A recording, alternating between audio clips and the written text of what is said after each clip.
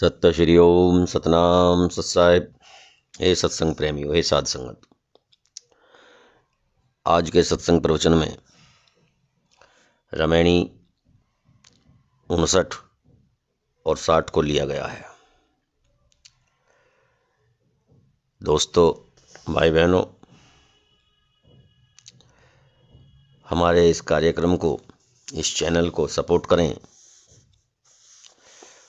ताकि हमें एक नई ऊर्जा प्राप्त हो कि आप इसमें दिलचस्पी दिखा रहे हैं और पसंद कर रहे हैं। कमेंट करें, सब्सक्राइब करें, लाइक करें, नोटिफिकेशन बेल को दबाएं ताकि हमें एक नई ऊर्जा और एक हौसला प्राप्त हो आपके लिए इसी तरह सत्संग प्रवचन की नई नई वीडियो लाने के लिए। तो चलते हैं रामायणी 59। चढ़त चढ़ावत भड़हर भोरी, मन नहीं जाने के करी चोरी।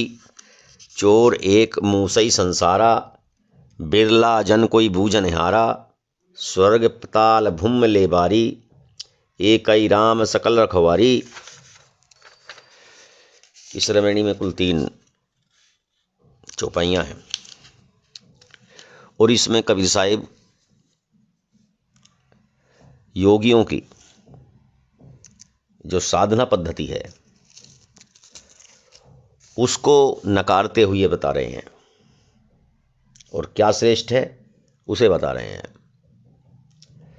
योगी जो होता है वो प्राणायाम के द्वारा अपने प्राणों को ब्रह्मांड की तरफ ले जाता है, अर्थात सिर की तरफ ले जाता है, मस्तिष्क की तरफ ले जाता है।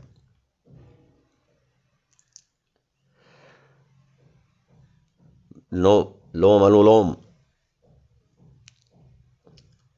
ईड़ा पिंगला सुषुम्ना, ये 3 नाड़ियां हैं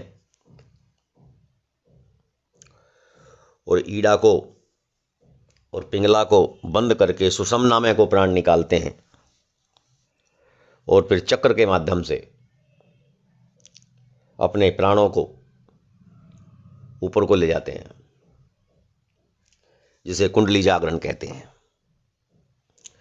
तो कुंडली जागृत करके आंतरिक रूप से जो पंचदेव और वहां से भी आगे परब्रह्म परमात्मा में मिलाप करते हैं। तो कबीर साहिब कहते हैं कि साधक जो व्यक्ति है, योगी साधक जो है, वह प्राणायाम के द्वारा श्वास को ब्रह्मांड में चढ़ाकर यह सोचते हैं कि वे भी श्वास के सारे ब्रह्मांड में पहुंच गए और इसी प्राणायाम को करते करते एक दिन उनका शरीर का अंत हो जाता है, विलोम अनुलोम करते करते। उनका मन यह नहीं समझ पाता कि वास्तविक रूप में किसकी चोरी है। किसकी चोरी है? ये अज्ञान है जो कि चोर है। अज्ञान रूपी चोर चोरी कर रहा है। यह अज्ञान रूपी चोर दुनिया के भी लोगों के दिलों में चोरी करता है तथा कोई बिरला ही होगा जो इसकी परख कर अर्थात इस चोरी से बच सके। कबीर साहिब का अपना मत है, योगियों का अपना मत है। सभी मतवलंबी अपने अपने मत को श्रेष्ठ सिद्ध करते हैं, दूसरे को निम्न समझते हैं, अपने को उच्च समझते हैं। भारतवर्ष एक ऐसा देश है जहां सभी को अपने अपने मत के अनुसार परमात्मा की आराधना उपासना साधना करने का पूरी छूट मिली हुई है। ईश्वर के नाम पर यहाँ कोई कट्टरवादिता नहीं है, जैसे अन्य धर्मों में, अन्य देशों में बहुत होता है। भारत में विभिन्न प्रकार के संप्रदाय हैं, विभिन्न प्रकार के मत हैं, बहुत सारे धर्म हैं, लेकिन वे अपनी अपनी आस्था और परंपरा के अनुसार इस मार्ग पर बढ़ रहे हैं, इस मार्ग का पालन करते हैं। तो कबीर साहिब अपने से अलग जो योगियों का मत है उसका खंडन करते हैं, और वो अपना मत जो कि उनका अपने निजी स्वरूप में स्थापित होने वाला मत है उसको श्रेष्ठ बताते हैं। कहते हैं कि चोर कौन है? अज्ञान, जो कि दुनिया के दिलों में चोरी कर रहा है, लेकिन इससे कोई बिरला ही होगा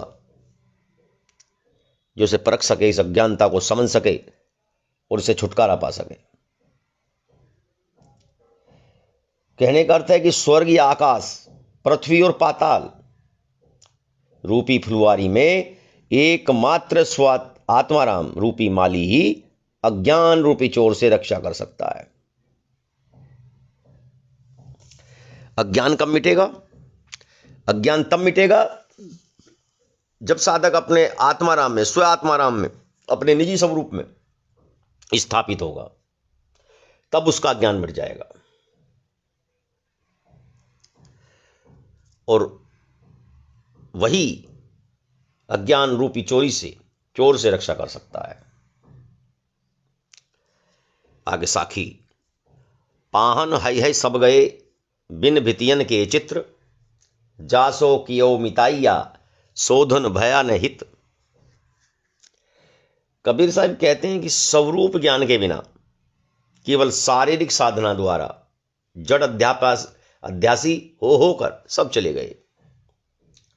मनुष्यों ने बिना दीवार के ही चित्र बनाना चाहा, परंतु बना नहीं सके। शून्य में ही हाथ पैर मारते रहे। कहने का अर्थ यह है कि व्यक्ति ने जिस विजाति तत्व से मित्रता की वही उसके लिए अकल्याणकारी रहा। यह साखी का अर्थ है। अब इसका भावार्थ एक्सप्लेन करके समझते हैं। कबीर साहिब कहते हैं कि जिन्होंने भी स्वरूप ज्ञान के मार्ग पे तो जो नहीं चले, अपने स्वरूप का ज्ञान तो नहीं कर पाए और अन्य मतों के अनुसार अन्य मार्गों से साधना की, जैसे ईश्वर को अपने स्वरूप से अलग समझा, ईश्वर और आत्मा अलग अलग हैं यह समझा, अथवा बाह्य मूर्ति पूजा आदि जो कर्मकांड हैं, विभिन्न प्रकार के जो कर्मकांड हैं, व्रत हैं, तीर्थ हैं,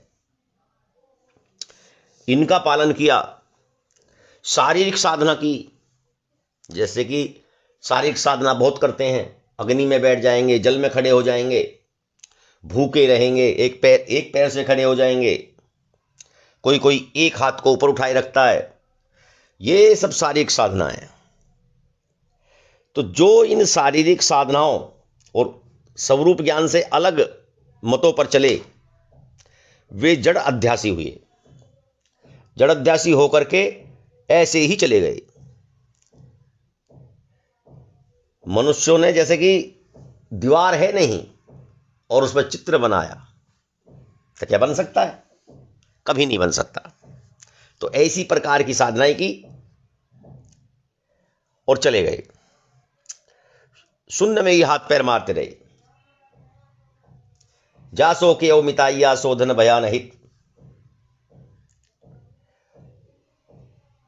कि व्यक्ति ने जिस विजाति तत्व से मित्रता की वही उसके लिए कल्याणकारी रहा। उन कर्मकांडों ने, उन शारीरिक साधना ने, तपस्या ने जीवात्मा का कुछ नहीं किया, कल्याण नहीं किया, और मनुष्य ने अपनी देह त्याग दी। तो कबीर साहिब का संदेश ये है कि अपना जो निज स्वरूप है, स्व आत्माराम है, जो अपने ही स्वयं में साधना करने का जो मत है वही श्रेष्ठ है, और उसी से ही कल्याणकारी, वही कल्याण कर सकता है, वही कल्याणकारी है। रमैणी 60 छाड़ऊ पति छाड़ऊ लवराई, मन अभिमान टूटे तब जाई, जिन ले चोरी भिक्षा खाई, सो बिरवा पलुहावन जाई, पुनि संपत्ति और पति को धावे, सो बिरवा संसार ले आवे।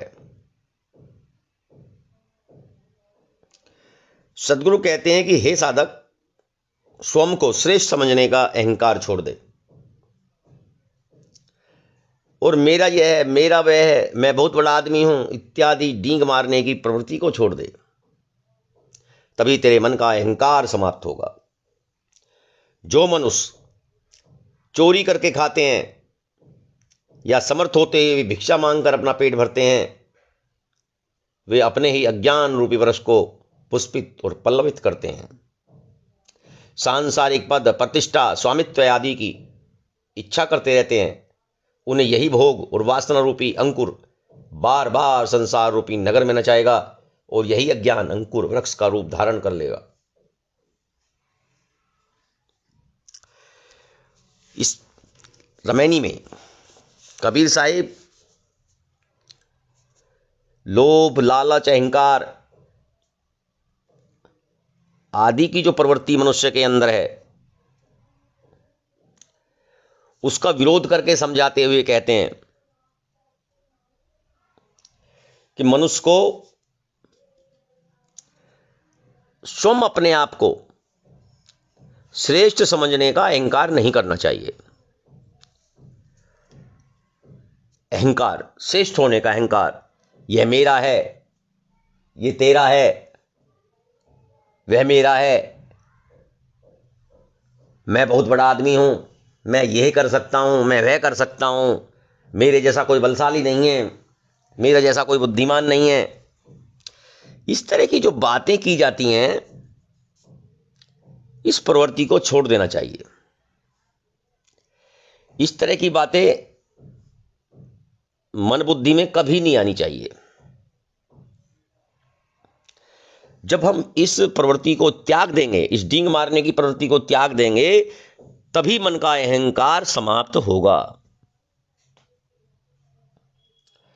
जिन ले चोरी भिक्षा खाई, सो बिरुआ पलू हावन जाई। आगे कहते हैं कि जो मनुष्य चोरी करता है, अब दो तरह के चोर हो सकते हैं। एक चोरी होती है मजबूरी में, और एक चोरी होती है शौक में। मजबूरी, पेट नहीं भर रहा है, कोई साधन नहीं है, भूखा है, तो उसने चोरी कर ली।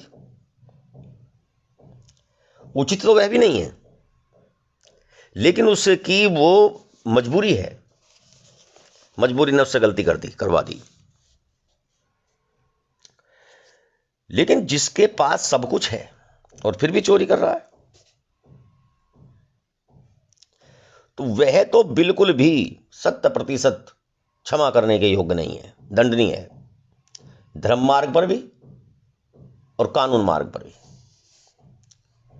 दूसरा, भिक्षा मांगने की प्रवृत्ति। वैसे तो भिक्षा किसी भी परिस्थिति में नहीं मांगनी चाहिए, लेकिन जो अपना पेट नहीं भर पाते, जिनके पास कोई साधन नहीं है, वो भिक्षा मांगकर अपना पेट भरते हैं, तो उनका दोष कुछ कम हो जाता है। लेकिन ऐसे भिखारी भी हैं, होते हैं, कि उनके पास खूब धन दौलत है और वे जानबूझकर भिखारी बने रहते हैं और मांग मांग कर अपना पेट भरते हैं। तो वो किस प्रकार के लोग हैं? जो चोरी करके खाते हैं और भिक्षा मांग कर खाते हैं, समर्थ होते भिक्षा मांगते हैं। वे अपने ही अज्ञान, जो ये लालच का, लोभ का जो अज्ञान रूपी वृक्ष है, उसको बढ़ा रहे हैं, पुष्पित कर रहे हैं, पल्लवित कर रहे हैं, अंकुरित कर रहे हैं।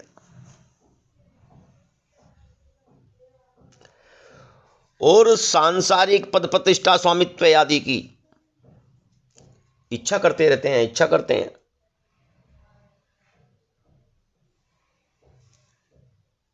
पुनी संपत्ति और पति को धावे, सो बिरवा संसार ले आवे। उन्हें यही भोग और वासना रूपी अंकुर बार बार इस संसार में, इस संसार रूपी नगर में नचाएगा। अर्थात आवागमन लगा रहेगा। एक देह छूटी, फिर दूसरी योनि में आ गए, फिर वो छूटी, फिर दूसरी योनि में आ गए। इस तरह संसार का आवागमन लगा ही रहेगा और एक वट वृक्ष का रूप धारण कर लेता है।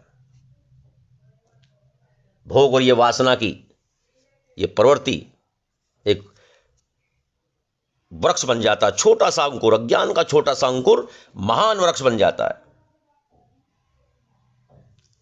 तो कबीर साहब कहते हैं कि इस तरह की प्रवृत्ति को त्यागना चाहिए, संयमी होना चाहिए। झूठ झूठा है डारहु, मिथ्या यह संसार, तेही कारण मैं कहत हो, जाते होए उबार। कबीर साहब कह रहे हैं कि हे साधको, सांसारिक संबंध क्षणिक और मिथ्या है। इस असत्य को झूठ ही समझकर अपने हृदय से निकाल दो। यह बात मैं तुम्हारे हित के लिए कह रहा हूं, जिससे तुम्हारा उद्धार हो सके।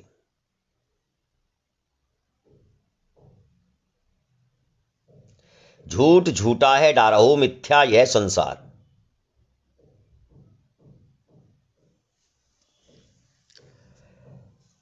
सांसारिक जो संबंध है,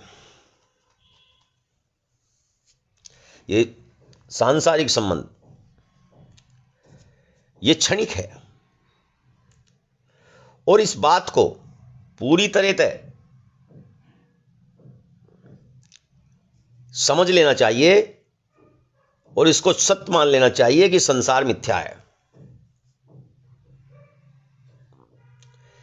संसार में कोई भी संबंध ऐसा नहीं है जो अक्षुण है। चाहे पारिवारिक संबंध है, रिश्तेदारी का संबंध है, पुत्र पुत्रियों से संबंध है, पत्नी का संबंध है, धन दौलत से संबंध है, मान सम्मान से संबंध है, क्या रहता है यहाँ? सब कुछ नष्ट हो जाने वाला है, कुछ नहीं बचता, सब झूठ है।